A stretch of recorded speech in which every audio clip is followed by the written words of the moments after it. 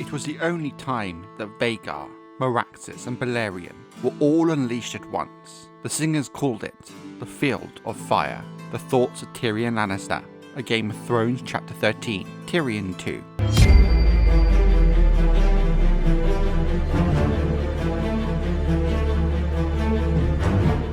In a matter of months since his landing, Aegon the Conqueror had control of a significant part of Westeros, in the form of the Riverlands and Stormlands, and the newly formed Crown Lands. Both the fallen kings, Harren the Black and Argilac Durrandon, had put up very different forms of resistance, but the power of the Targaryen dragons made their fates all but inevitable. Many do believe to this day, however, that while Harren died a coward's death hiding behind the thick walls of Harrenhal, the old Storm King, Argilac Durrandon, had died with a semblance of honour, with a sword in his hand and a curse upon his lips. With the two most immediate threats to the conquest now dealt with, it was time for the Targaryen conquerors to turn their attention to the remaining kingdoms of Westeros. But with the deaths of Harren and Argilac now widely known, the remaining kings of Westeros saw plainly that their own turns were coming.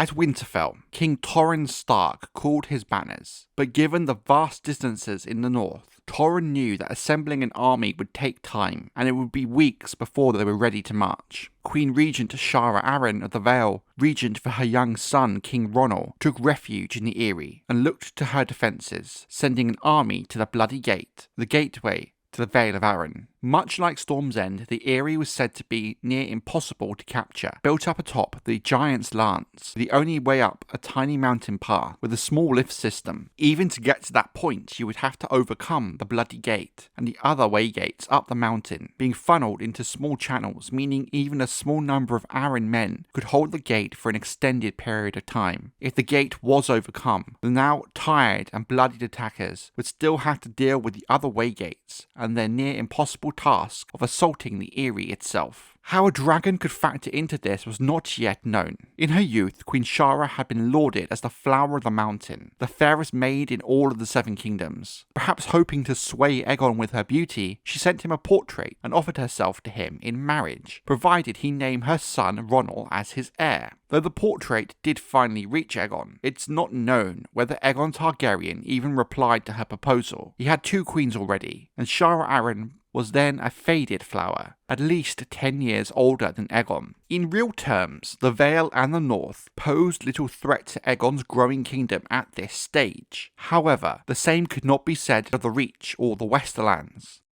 These two great kings had made common cause and assembled their own armies, while Aegon dealt with Harren and Argilac, intent on putting an end to Aegon for good and all, and filling the void of power felt in the other kingdoms themselves. From Highgarden marched King Mern the Ninth Gardener, king of the Reach, with a mighty host. Beneath the walls of Golden Grove, the seat of House Rowan, he met with King Loren the First Lannister, king of the Rock, leading his own sizable host down from the Westlands. These two kingdoms had been warring on and off for centuries, with Mern and Loren bitter rivals. Thus was the threat Aegon posed to them. They joined their forces. Together, the two kings commanded the mightiest host Westeros had seen in countless generations, an army 55,000 strong, including at least 600 lords, great and small, and more than 5,000 mounted knights. Ours, our iron fist, boasted King Mern. His 4 sons rode beside him, and both of his young grandsons attended him personally as squires. The whole of House Gardner would play a role in what would surely be a legendary victory for the ages. Mern and Loren did not linger at Golden Grove, as a host this large moves slowly and drains resources from wherever they march. The new allies set out at once, marching north by northeast through the tall grasses and golden fields of wheat. It is believed that Aegon's advanced scouts brought him word of their march while he was still camped beside the God's Eye and the smouldering remains of Harrenhal. Aegon gathered his own strength and advanced to meet these new foes head-on. He commanded only 1/5 as many men as the two kings, and much of his strength was made up of men sworn to the Riverlords, whose loyalty to House Targaryen was very recent and untested so far, but they did seem loyal to Edmund Tully. and Tully had taken a huge risk in backing Aegon over Harren the Black, which earned him Aegon's trust. But with a smaller host, however, Aegon was able to move much more quickly than his foes. At the town of Stony Sept, both his queens joined him with their dragons, Rhaenys from Storm's End, and Visenya from Crackclaw Point, where she had accepted fervent pledges of fealty from local lords. Together, the three Targaryens watched from across the sky as Aegon's army crossed the headwaters of the Blackwater Rush and raced to meet their coming foes. The two armies came together amongst the wide, open plains south of the Blackwater, near to where the Gold Road would one day run. The two kings were more than pleased when their scouts returned to them, reporting the Targaryen numbers. They had 5 men for every one of Aegon's, it seemed, and that disparity in lords and knights was even greater, and the land was wide and open, all grass and wheat as far as the eye could see, ideal for heavy horses. Aegon Targaryen would not command the high ground, as Orys Baratheon had done at the last storm. The ground was firm and not muddy, nor would they be troubled by any rain. The day was cloudless, though windy, something that would later prove to be a defining factor of the battle. In fact, there had been no rain for more than 2 weeks. All this shows the sheer arrogance of the kings. The burning of Harrenhal, the last storm, both should have been warnings to King Mern and King Loren, but if it was, they surely underestimated it. King Mern had brought double the men to the battle as King Loren, not surprising given the larger population of his kingdom, and so demanded the honour of commanding the centre. His son and heir Edmund was given the vanguard. King Loren and his knights would form the right, with Lord Oakhart the left. With no natural barriers to anchor the Targaryen line, the two kings meant to sweep around Aegon on both flanks, then take him from the back, whilst the Iron Fist and the great wedge of armoured knights and high lords smashed through Aegon's centre. As battles go, both kings and their lords expected it to be straightforward, easy, and with minimal losses to their numbers. The idea of defeat was not even a notion that crossed anyone's mind. Aegon Targaryen conquered Westeros with dragons. Asher Greyjoy to Euron Greyjoy. A Feast for Crows, Chapter 19, The Drowned Man.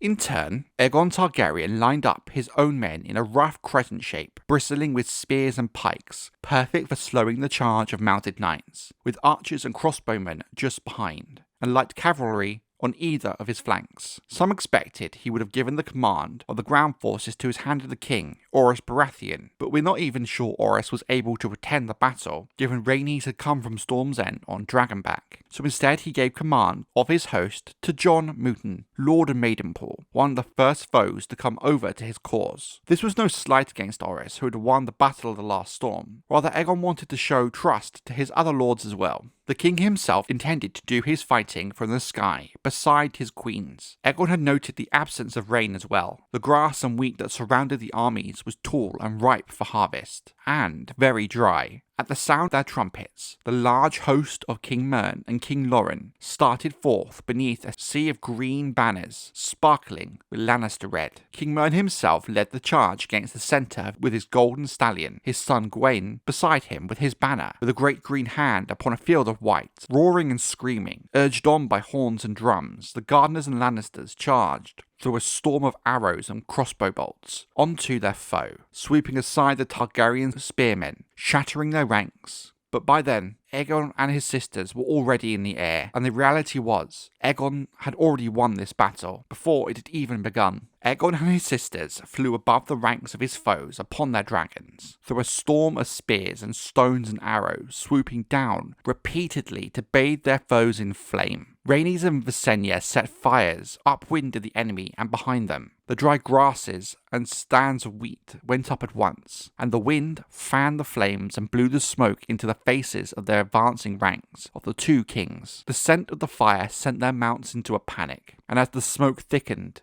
horses and riders alike were blinded. Their ranks began to break as walls of fire rose on every side of them. Lord Mooten's men, safely upwind of the flames, waited with their bows and spears, and made short work of the burned and burning men who came staggering from the inferno. The field of fire, the battle was named afterwards. More than 4,000 men died in the flames. Another 1,000 perished by sword and spear and arrow.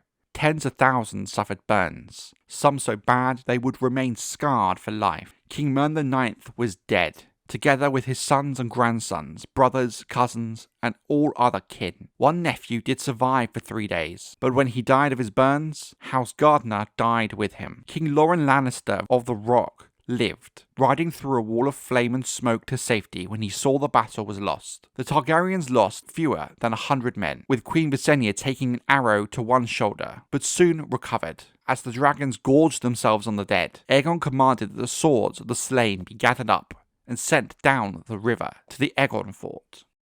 If truth be told, even our claim to Highgarden is a bit dodgy, just as those dreadful Florents are always whining. Olenna Tyrell to Sansa Stark, A Storm of Swords Chapter 6, Sansa 1. Loren Lannister was captured the next day. The King of the Rock laid his sword and crown at Aegon's feet, bent the knee, and did him homage, and Aegon, true to his promise, lifted his beaten foe back to his feet, and confirmed him in his lands and his lordship, naming him Lord of Casterly Rock and his Warden of the West. Loren's bannermen followed his example, and so too did many lords of the Reach who had survived the Dragonfire. Yet the conquest of the West remained incomplete, so King Aegon parted from his sisters and marched at once to Highgarden, the seat of House Gardner, hoping to secure its surrender before some other claimant could seize it for his own. He found the castle in the hands of its stewards, Harlan Tyrell, whose forebears had served the Gardeners for centuries. Tyrell yielded up the keys to the castle without a fight, and pledged his support to the conquering king. In reward, Aegon granted him Highgarden and all its domains, naming him Warden of the South and Lord Paramount of the Mander, and giving him dominion over all of House Gardner's former vassals.